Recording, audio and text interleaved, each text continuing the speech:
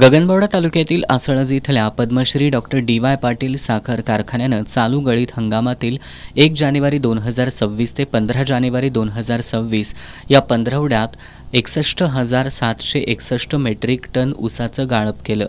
3,450 रुपये प्रमाणे होणारी ऊस बिलाची 21,20,46,000ची रक्कम संबंधित ऊस उत्पादक शेतकऱ्यांच्या बँक खात्यात वर्ग केली आहे, अशी माहिती कारखान्याचे अध्यक्ष आमदार सतेज पाटील यांनी दिली.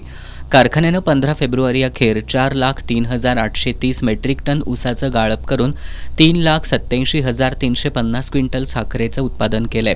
कारखान्याच्या सहवीज निर्मिती प्रकल्पातून या हंगामात आज अखेर 3,87,27,040 युनिट विजेची निर्मिती केली असून यातून कारखान्याचा वापर वजा जाऊन 2,58,58,000 युनिट वीज निर्यात केली आहे.